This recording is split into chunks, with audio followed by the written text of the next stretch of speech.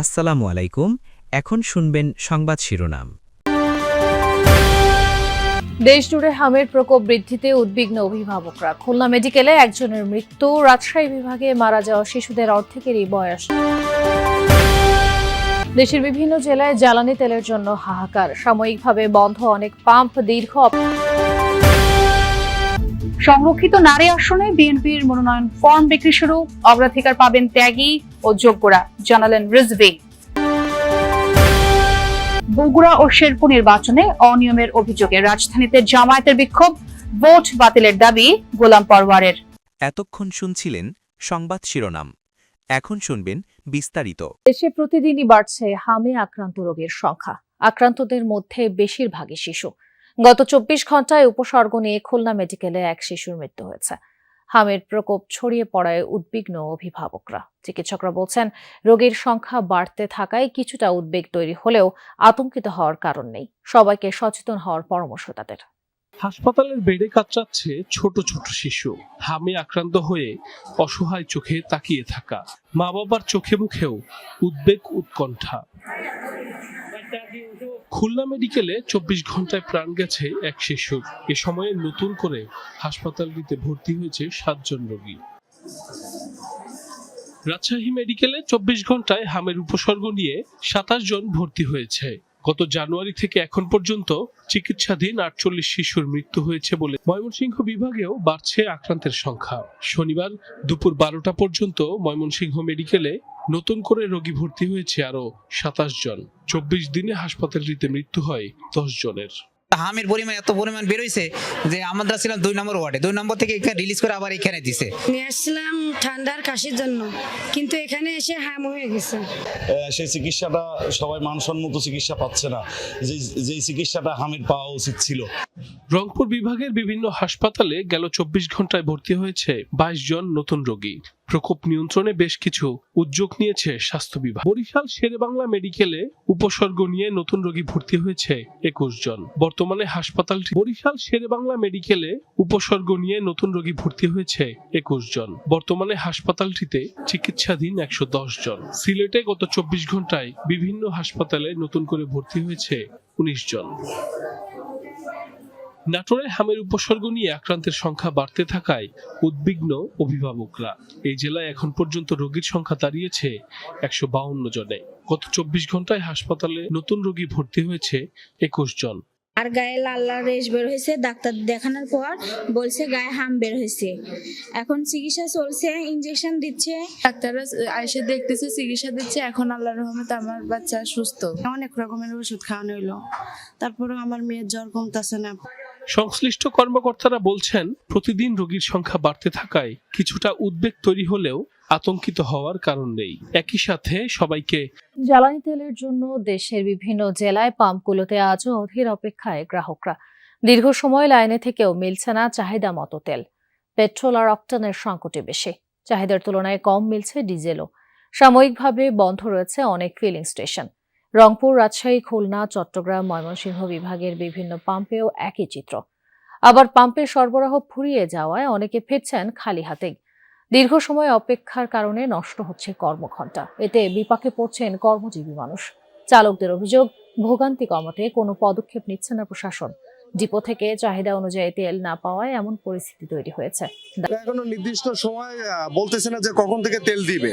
সকাল ৮টার সময় যখন আসলাম তখন বললো যে এখন তেল নেই, গাড়ি চলে গেছে খুলনায়, আসলে তারপর তেল দেবে।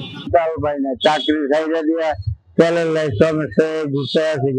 আমার অফিস আজকে যদি আমি লাইন থেকে তেল আনতে পারি, আগামী ১ সপ্তাহ আমি অফিস করতে পারবো। কর্ম বাদ দিয়ে আসে তেলের পেছনে লাইন দেওয়া লাগে।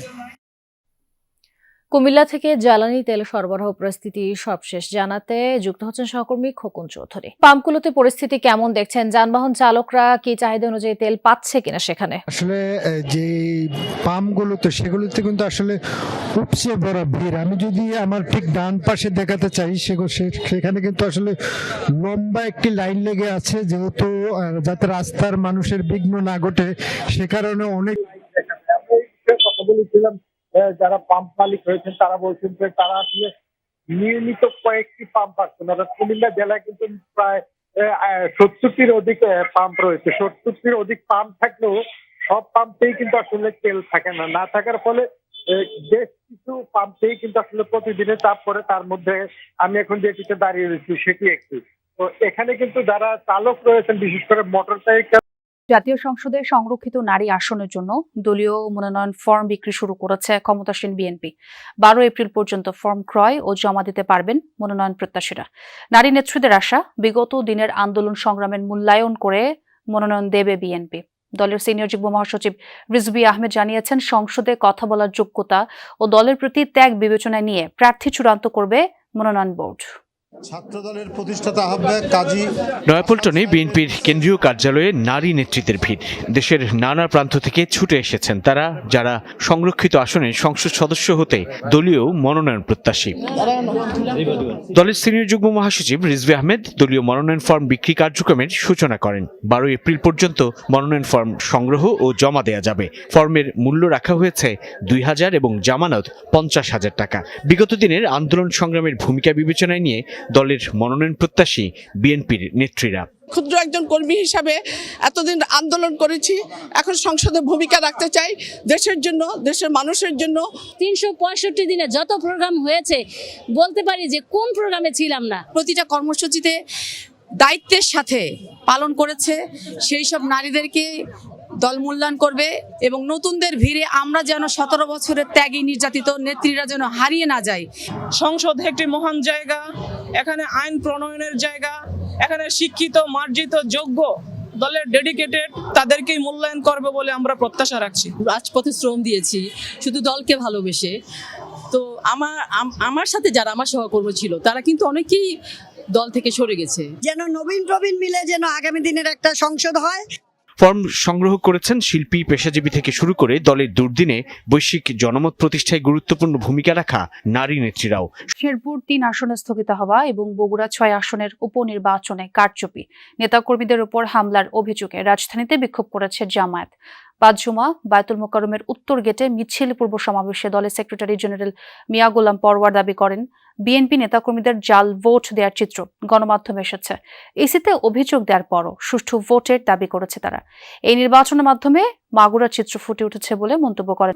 বগুড়া 6 আসনে উপনির্বাচন ও শেরপুর 3 আসনের ভোট গ্রহণ করা হয়। বিপুল ব্যবধানে জয়লাভ করে বিএনপি সমর্থিত প্রার্থীরা। অনিয়মের অভিযোগে জামাত শেরপুর 3-এর ভোট বর্জন করলেও বগুড়া 6-এ দেখা যায় ভিন্ন চিত্র। তবে 2টি আসনেই ভোট কারচুপির অভিযোগ দলটির। শুক্রবার বাদজুমা বিক্ষোভ মিছিল পূর্ব সমাবেশে জামায়াতের সেক্রেটারি জেনারেল গোলাম পরওয়ার বলেন, 2 আসনেই তাদের নেতাকর্মীদের ভোট কেন্দ্রে যেতে বাধা দেওয়া হয়েছে।